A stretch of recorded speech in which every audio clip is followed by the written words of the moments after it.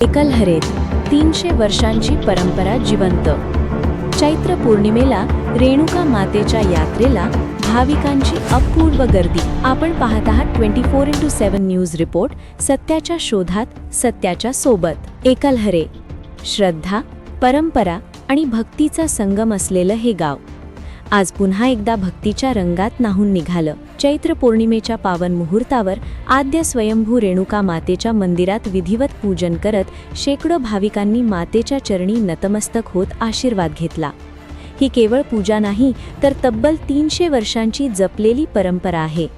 स्थानिक पोलीस पाटील किरण पाटील यांच्या शेतात विहीर खोदताना सापडलेली रेणुका मातेची स्वयंभू मूर्ती आणि त्या पवित्र स्थळी उभारलेलं मंदिर, तेव्हापासून आजपर्यंत ही परंपरा अखंडपणे सुरू आहे।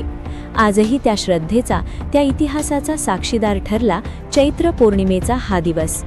यावेळी एकलहरे ग्रामपंचायतीचे उपसरपंच संदीप भाऊसाहेब जाधव व सौ मीना संदीप जाधव यांच्या हस्ते मातेचे विधिवत पूजन व आरती करण्यात आली।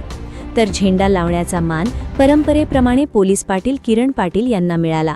या पवित्र सोहळ्यासाठी उपस्थित मान्यवरांमध्ये चंदूदादा, किरण पाटील, रावसाहेब दगा सोनवणे, निवृत्ती गायकवाड, संजय बच्छाव, मानसिंग राजपूत, आनंदसिंग राजपूत, दिलीपसिंग राजपूत, प्रेमसिंग राजपूत, त्र्यंबक सूर्यवंशी, शरद जगताप, माजी सरपंच जायखेडा, कुणालसिंग राजपूत, जयपूर पोलीस पाटील, किरण ब्राह्मणकार, बंडू ब्राह्मणकार, नाना शेवाळे, मुन्ना जाधव, वसंत आमदार, जगन गायकवाड, तात्यासिंग सूर्यवंशी, मदन सूर्यवंशी यांच्यासह अनेक मान्यवर व भाविक मोठ्या संख्येने उपस्थित होते। विशेष म्हणजे चैत्र पौर्णिमेनंतर येणाऱ्या शुक्रवारी जायखेडा येथे गेल्या 70 वर्षांपासून अखंड भरत असलेली बाजार यात्रा या परंपरेला आणखी वैभव देते। आजच्या या सोहळ्याला सामाजिक राजकीय क्षेत्रातील मान्यवरांसह परिसरातील हजारो भाविकांची उत्स्फूर्त उपस्थिती लाभली। भक्ती, परंपरा आणि एकोप्याचं जिवंत उदाहरण ठरलेली ही यात्रा आजही नव्या पिढीला संस्कृतीची ओळख करून देत आहे। 24x7 न्यूज रिपोर्टसाठी मुख्य संपादक उमेश मोरेसह तालुका प्रतिनिधी परशुराम आहिरे, जायखेडा। जय अंबे।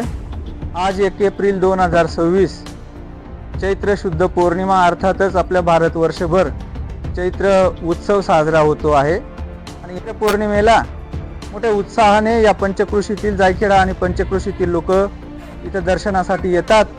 आपलं जे दुःख आहे ते आईला अर्पण करून आणि एक आईचा आशीर्वाद घेऊन सुखासमाधानी होतात। अशी ही गेल्या 7 आणि मोठ्या संख्येने आईच्या दर्शनाला येऊन सुखी व्हावे आणि यात्रा उत्सव हा आनंदाने साजरे करावा अशी मी विनंती करतो। धन्यवाद।